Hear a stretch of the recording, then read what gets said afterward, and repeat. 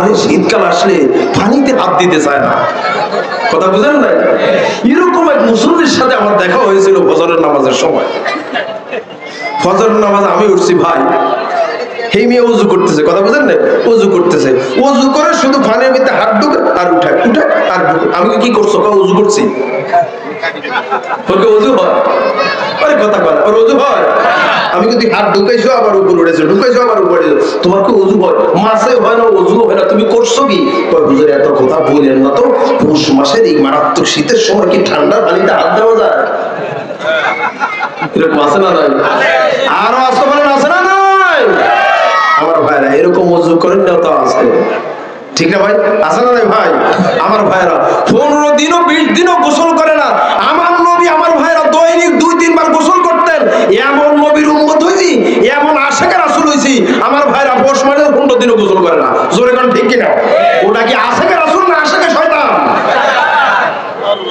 মানুষ গোসল না করলে কি শরীর পবিত্র থাকে? তা আপনাকে নামাজ শিক্ষা দিচ্ছে কি ভাই?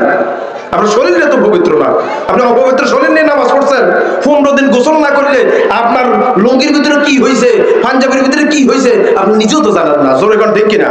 কত জায়গায় যে অপবিত্র তো পানি বাইর হয় সেটাও তো জানেন না। জোরে কোন ঠিক কিনা? যা বলতেছি ব্রেন খাটান আমার ভাইয়েরা। আপনার ভিতরে রোগ থাকলে অবশ্যই ডিলিট করা লাগবে যদি জান্নাত পেতে চান। আমার ভাইয়েরা, সমাজের ভিতরে গাঁজা, ইয়াবা, বাবা আছে না নাই? আপনাদের বলাতে নাই, সাতপুরে গাঁজা, ইয়াবা, বাবা, বুঝেন নাই? সমাজে আছে, আছে না নাই? আমি কয়দিন আগে বাজারে গেলাম, তো বাজারে যাওয়ার পর একটা কথা মনে পড়লো হঠাৎ করে, এই কথা আমি প্রায় বলে থাকি। বাজারে যাওয়ার পর আমার 500 টাকা একটা নোট মাঝখান দিয়ে আপনার ছিদ্র ছিল, বুঝছেন? ছিদ্র ছিল। তো আমি যখন বাজারে নিলাম মাছ কেনার জন্য, ব্যাংকের থেকে আনছি, তো ওই ব্যাংকওয়ালারা এত টাকা চেক করার সুযোগ নেই, চাকরির শেষে ব্যাংকের থেকে টাকা উঠাই, তো ওরা দিয়ে দিছে, আমি এটা চেক করার এত সুযোগ নেই। ব্যাংকের থেকে বাইরে গেছি, বাইরে হলে তোমার ফান্ডারের সুযোগ নেই, কথা বুঝেন নাই?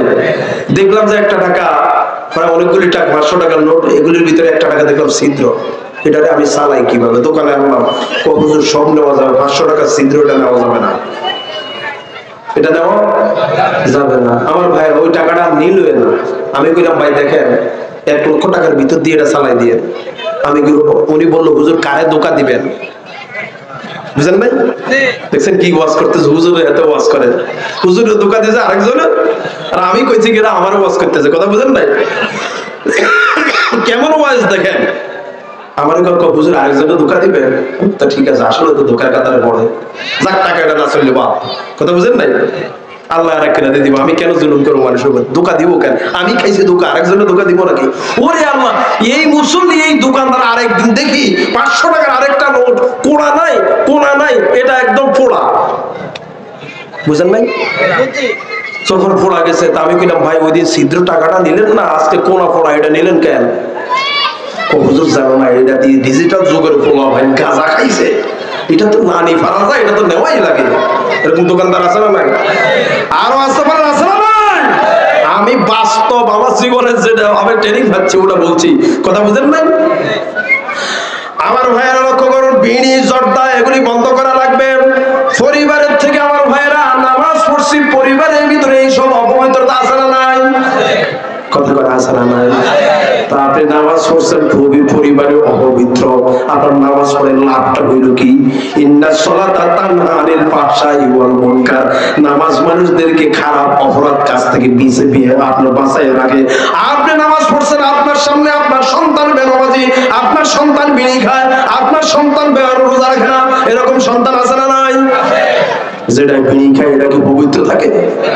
যেটা কাঁচা খায় এটাকে পবিত্র থাকে? বাংলা